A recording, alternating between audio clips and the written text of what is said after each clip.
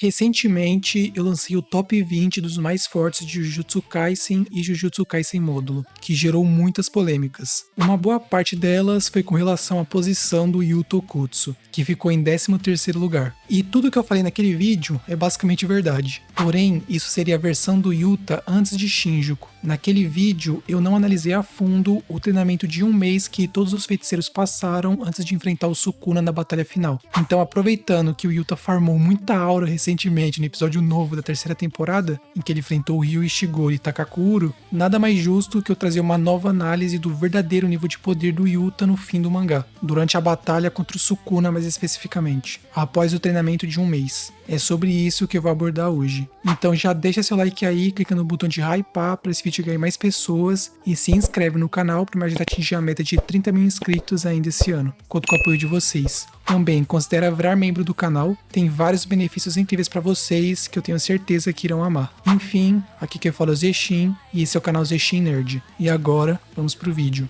Bem, no top 20, eu disse que o Yuta tinha grandes problemas na questão de velocidade em relação a muitos personagens. Ele era mais lento que o Naobito, Maki, Toji, Jogo, Yuki e muitos outros, e por isso ficava tão abaixo, pois embora tivesse um grande arsenal de técnicas, seria difícil usar contra adversários mais rápidos. E claro, os que ficaram acima do Yuta tinham também suas cartas na manga, que seria um grande problema. Porém, o Yuta treinou por um mês antes de enfrentar o Sukuna, junto com os outros feiticeiros, e todos ficaram bem mais fortes após aquilo. No capítulo 246, após lançar cortes no Higurumi Kusakabe, o Sukuna diz que o reforço de energia amaldiçoada de todos ali estava visivelmente melhor, inclusive o do Itadori. E o reforço de energia amaldiçoada consiste em utilizar a energia para melhorar os atributos do corpo, melhorando assim a força, a velocidade, resistência e etc. Ou seja, todos que passaram por aquele treinamento de um mês melhoraram muito suas capacidades de combate no geral, segundo o Sukuna. Embora que ele tenha dito logo depois, pelo menos fortificaram suas defesas, indicando que o aumento mais expressivo foi a durabilidade de todos ali. No capítulo 250, o Sukuna usa o desmantelar no Yuji e Yuta, e ambos resistem e se regeneram. Então, o Sukuna diz que não considerava ambos mais resistentes que o Ryu Ishiguro, mas assim como nele,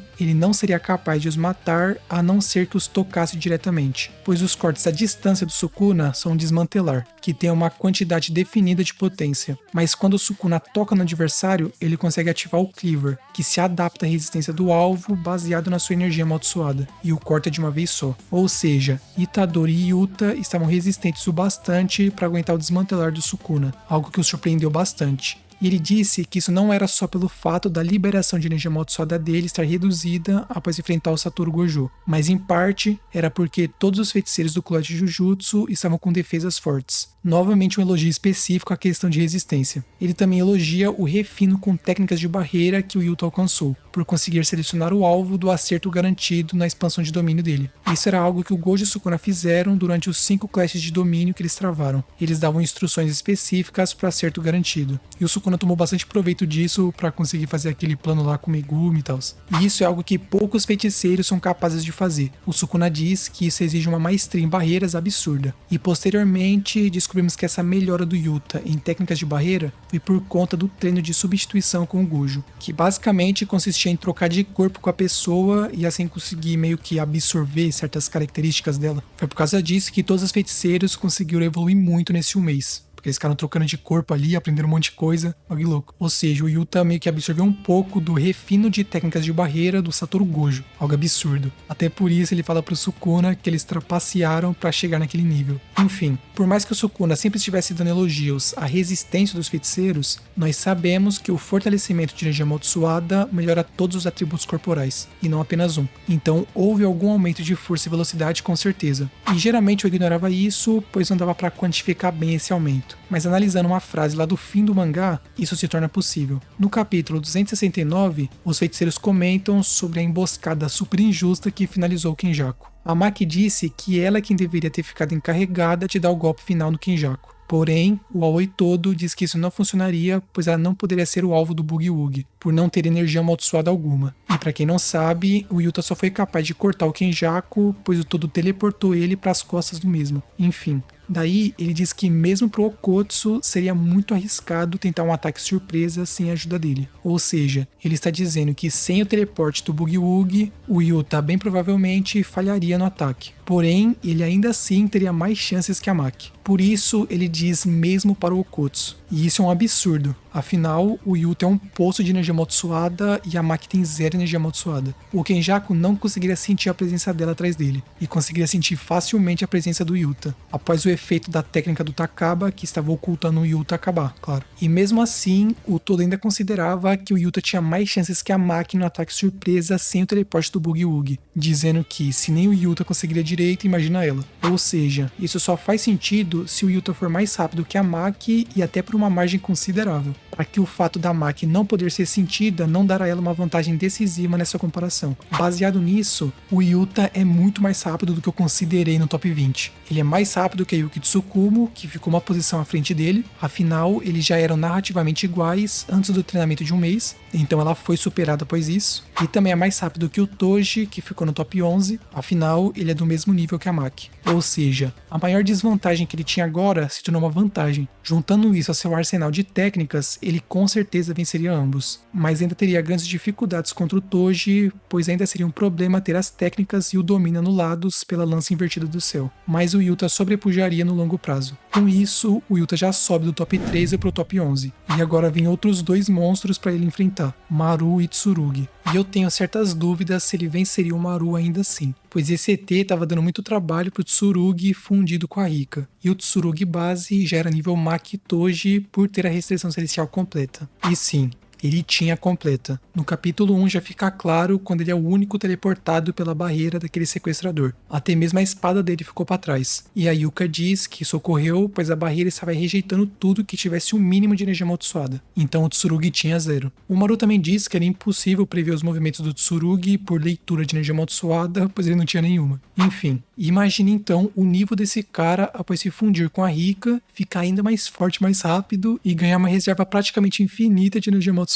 É uma anomalia absurda. Porém, mesmo assim, com muita dificuldade mesmo, acho que o Yutos venceria, principalmente por ter a ajuda da própria Rika. Embora que a Rika que se fundiu ao Tsurugi seja bem mais forte por ter acumulado energia amaldiçoada ao longo dos anos. Mesmo assim, o Yuta não ficaria tão para trás em velocidade e com seu arsenal de técnicas e sua expansão de domínio, ele provavelmente seria capaz de vencer os dois. Separadamente, é claro. Se o Tsurugi tivesse a lança invertida do céu, ele com certeza venceria o Yuta. Mas como não tem, creio que ele seria derrotado. Ou seja, o Yuta já subiu pro top 9. E agora vem o Hajime Kashimo. E bem, o Kashimo definitivamente é mais rápido que o Okotsu. Afinal, o Sukuna com seu poder máximo, após a batalha contra o Gojo, estava equiparado com ele em velocidade. O Sukuna até precisou usar uma distração com o Kamutoki, que ele sabia que o Kashimo era imune, para poder surpreender ele e chegar por trás. E eu já fiz um vídeo inteiro sobre isso, não vou me estender aqui. Em comparação, temos a Maki tomando um Speed Blitz insano do Sukuna após ele levar a sério. E aquele Sukuna já estava mais fraco do que na batalha contra o Kashimo, pois tinha acumulado muito mais danos. Mesmo que o Yuta seja mais rápido que a Maki, o escalonamento do Hajime é bem melhor. Porém, agora a diferença não é mais tão grande assim. Então creio que o Yuta seria capaz de vencer com extrema dificuldade, utilizando o suporte da Rika e todas as técnicas copiadas. Principalmente a escada de Jacó, que seria o fim da linha para o Kashimo, que é um reencarnado, pois ele tem um objeto amaldiçoado dentro dele, igualmente a todos os feiticeiros reencarnados. E a escada de Jacó destrói diretamente esse objeto amaldiçoado, dessa forma exterminando o Kashimo. Claro que o Yuta só conseguiria acertar caso expandisse o domínio, mas daí o Kashimo ativaria a sexta Okavime e uma batalha complicadíssima seguiria, até que o Yuta e Rika causassem danos a ponto do Kashimo não conseguir mais manter a sexta Okavime ativa, e então seria destruído pela escada de Jacó com acerto garantido. Claro que o Hajime tem grandes chances de vencer também, pois ele é mais rápido, e tem muito poder destrutivo com as técnicas elétricas dele. Eu diria que é 55% de chance pro Yuta e 45% de chance pro Kashimo. É bem acirrado mesmo. Mas comenta aí o que você acha. De qualquer forma, agora o Yuta se encontra no top 8. E é o fim da linha para ele. O próximo oponente é nada mais que a Yorozu. E como eu disse no top 20, o nível de força e velocidade da Yorozu com a armadura de inseto é absurdo. Aquele Sukuna que ela enfrentou era igual ou superior ao Sukuna que enfrentou o Yuta, Yuji e Rika ao mesmo tempo, enquanto eu tinha que manter a sexta Okavime ativa. E ela tava dando Speed Blitz nele, atacando sem que ele conseguisse sequer reagir, e ele precisou se regenerar dessas pancadas com o servo circular. O Sukuna só venceu ao utilizar toda a versatilidade das 10 sombras e a adaptação do Mahoraga, mas ele foi superado em atributos físicos. Então a surra que o Yuta ia levar da Yorozu não tá escrito. Afinal, ele era bem mais lento que o Sukuna, que tomou Blitz da Yorozu. Sem falar que ela tem uma expansão de domínio Hit Kill com a esfera perfeita que tem pressão infinita.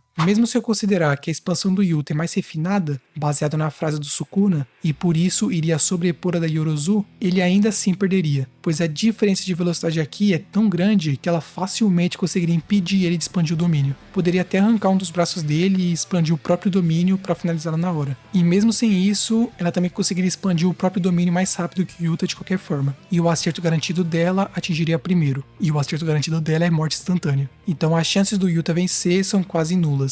E claro, o Yuta também seria assolado pelo Kenjaku, que tem uma versatilidade de técnicas absurdas com a manipulação de maldições e a técnica de gravidade. Tem mais força e velocidade que o Yuta e tem uma expansão de domínio sem barreiras que destruiria a barreira do Yuta por fora. Até por isso, o Okotsu precisou da ajuda do Takaba para ocultar a aproximação dele e conseguir chegar pelas costas do Kenjaku, que mesmo assim teve velocidade de reação para perceber a tempo e se virar enquanto ativava a técnica gravitacional. Então o Yuta precisou também da ajuda do Todo para teleportar ele para as costas do Kenjaku de novo e finalmente conseguir dar o golpe decisivo. Foi um 3 versus 1 bem injusto. Enfim, o Kenjaku detonaria numa luta justa 1 contra 1. E só um detalhe extra que eu achei interessante comentar aqui. Em Jujutsu Kaisen Módulo, vemos que o Tsurugi treinava constantemente e por isso seguia se fortalecendo, mesmo tendo uma restrição celestial completa. Então, aparentemente, usuários de restrição celestial conseguem ficar mais fortes com treinamentos. Ou seja, supostamente, a Maki ficou mais forte que o Toji após o treinamento de um mês, já que antes desse treinamento, ela já foi dita ser no nível Toji. Então o Yuta pode ter ficado mais rápido que a Maki, que também ficou mais rápida que antes após o treinamento. Porém, isso não muda em nada as análises aqui do vídeo, pois independente da Maki ter ficado mais rápida com o treino ou não, por feitos e narrativa, o Kashima e o Kenjaku são superiores a essa Maki,